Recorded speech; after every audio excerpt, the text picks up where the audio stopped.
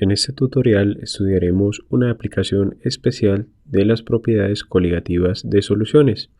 Específicamente estudiaremos cómo se pueden determinar pesos moleculares de solutos cuando ocurre un descenso en el punto de congelación o un aumento en el punto de ebullición para una solución. Decimos entonces que se pueden determinar los pesos moleculares de solutos que forman soluciones moleculares y que no reaccionan. Es decir, se requiere que el soluto para el cual vamos a determinar el peso molecular sea no disociable, es decir, no forme iones luego de que se disuelve en la solución y tampoco que no reaccione con el solvente. Cumplidas estas condiciones, entonces, podemos decir que si se conoce la concentración de una solución molecular en términos de la masa de soluto y la masa de solvente, es decir, si se conoce la molalidad, recordemos que esta unidad de concentración está en términos de moles de soluto sobre kilogramos de solvente, y las moles de soluto están directamente relacionadas con la cantidad en gramos del soluto. Por tanto, decimos que si se conoce la constante crioscópica K sub C y el descenso crioscópico delta de T sub C, en el caso que tengamos una solución que se vaya a congelar o a solidificar debido a una disminución en la temperatura o alcanza el punto de fusión, o si conocemos K sub EB, es decir, la constante ebulloscópica molar, y delta de T sub EB, el aumento ebulloscópico para el caso en que tengamos la evaporación o se alcance el punto de ebullición, podemos entonces determinar, sea para el primer caso de la congelación o sea para el segundo, el de la evaporación o ebullición, determinar experimentalmente y calcular el peso molecular conociendo dichos valores, además de conocer obviamente la relación entre la cantidad de soluto y la cantidad de solvente, es decir, efectuando los cálculos de molalidad. Sin embargo, es más fácil medir con precisión el descenso del punto de congelación. Por lo tanto, decimos que el descenso crioscópico o descenso en el punto de congelación delta de T sub C es independiente o no va a depender de la variación en la presión atmosférica, en tanto que el aumento en el punto de ebullición es probable que pueda depender de la variación en la presión atmosférica. Por tanto, decimos que el cálculo para la determinación de los pesos moleculares es más exacto si conocemos los valores del descenso crioscópico para una solución.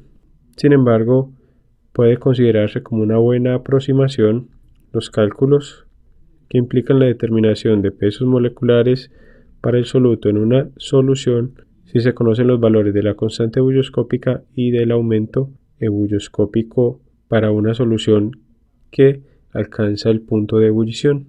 A continuación resolveremos un ejemplo referente a la determinación de pesos moleculares con propiedades coligativas, considerando que se conocen los datos de la constante ebulloscópica y del aumento ebulloscópico para una solución, aunque hemos dicho que es un cálculo menos aproximado que para la determinación de los pesos moleculares, conociendo los datos del descenso crioscópico. En un video posterior efectuaremos o desarrollaremos un ejemplo en el cual realizaremos cálculos con el descenso crioscópico para la determinación de pesos moleculares con propiedades coligativas. Vamos entonces a resolver el presente ejemplo referente a la determinación de pesos moleculares de solutos a partir del conocimiento de los datos del aumento ebulloscópico para una solución. El ejemplo dice lo siguiente: una solución que contiene 0,9 gramos de urea disueltos en 45 gramos de agua produce un aumento en el punto de ebullición de 0,17 grados centígrados. Nos indican que para la urea la constante ebulloscópica molar es de 0,51 grados centígrados por kilogramo sobre mol. Vamos entonces a resolver el presente ejemplo. Identifiquemos los datos que nos dan en el enunciado, así como las incógnitas que hay que encontrar.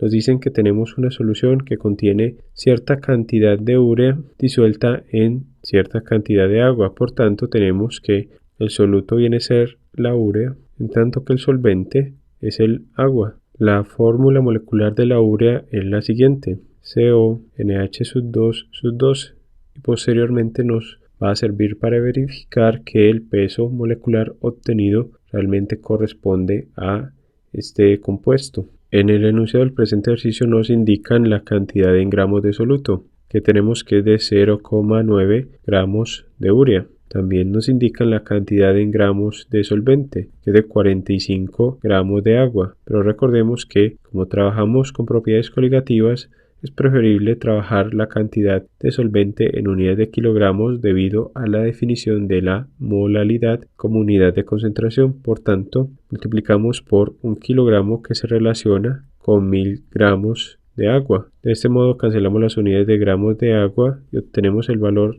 en kilogramos de soluto igual a 0,045 kilogramos de agua.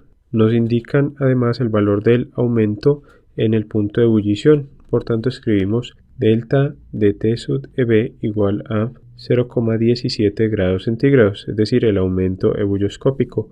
Y nos dan también la constante ebulloscópica molar, que es de 0,51 grados centígrados por kilogramo de solvente sobre mol de soluto para la urea. Podemos entonces reordenar estos datos para facilitar el proceso de cálculo. Conocemos entonces la cantidad en gramos de soluto, la cantidad en kilogramos de solvente, el aumento ebulloscópico y la constante ebulloscópica molar. Por tanto, empecemos determinando la molalidad de la solución. Recordemos que el aumento ebulloscópico es igual entonces a la constante ebulloscópica molar por la molalidad. De esa expresión despejamos la variable molalidad y obtenemos que esta es igual a el aumento ebulloscópico sobre la constante ebulloscópica molar. Y en esta expresión reemplazamos los valores indicados. Tenemos 0,17 grados centígrados sobre 0,51 grados centígrados por kilogramo de solvente sobre mol de soluto. Cancelamos las unidades de grados centígrados y obtenemos el valor de molalidad M igual a 0,333 moles de soluto sobre kilogramos de solvente. Con este valor de molalidad podemos entonces determinar las moles de soluto a partir de la definición de molalidad. Recordemos que la molalidad es igual a las moles de soluto sobre los kilogramos de solvente.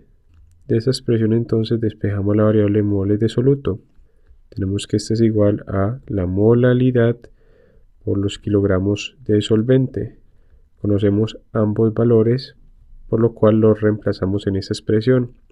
Tenemos 0,333 moles de soluto sobre kilogramos de solvente por los kilogramos de solvente que hemos determinado anteriormente igual a 0,045 kilogramos de agua o kilogramos de solvente.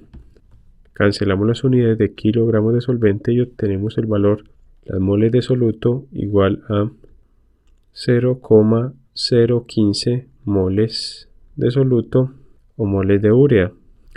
Observemos que tenemos las moles de soluto y conocemos también los gramos de soluto presentes, así que podemos determinar con facilidad la masa molecular o peso molecular del soluto.